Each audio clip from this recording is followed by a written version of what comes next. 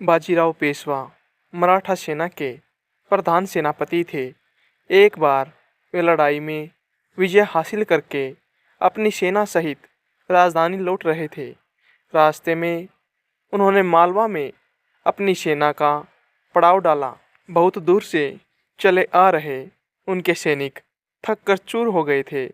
वे भूख प्यास से व्याकुल थे और उनके पास खाने के लिए पर्याप्त सामग्री भी नहीं थी।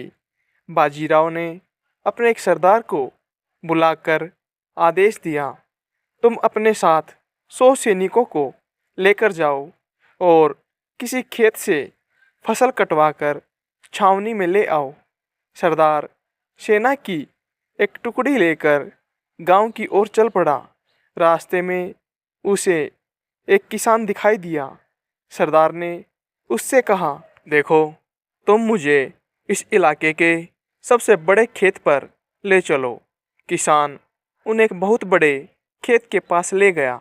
सरदार ने सैनिकों को आदेश दिया, सारी फसल काट लो और अपने अपने बोरों में भर लो। यह सुनकर किसान चकरा गया। उसने हाथ जोड़कर कहा, महाराज, आप इस खेत की फसल न काटे, मैं आपको एक दूसरे खेत पर ले चलता हूँ। उस खेत की फसल पककर एकदम तैयार है।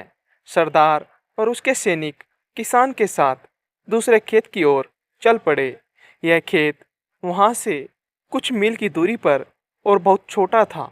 किसान ने कहा, महाराज, आपको जितनी फसल चाहिए इस खेत से कटवा लीजिए। सरदार को किसान की इस हरकत पर बहुत गुस्सा आया। उसने किसान से पूछा, यह खेत तो बहुत छोटा है, फिर तुम हमें वहाँ से इतनी दूर क्यों ले आए? किसान ने नम्रतापूर्वक उत्तर दिया, महाराज, नाराज मत होइए, वह खेत मेरा नहीं था, यह खेत मेरा है, इसलिए मैं आपको यहाँ ले आया। किसान के जवाब से सरदार का गुस्सा ठंडा हो गया। वह अनाज कटवाए बिना ही पेशवा के पास पहुँचा। उसने यह बात पेशवा को बताई। पेशवा को अपनी गलती का एहसास हो गया। वे सरदार के साथ स्वयं किसान के खेत पर गए।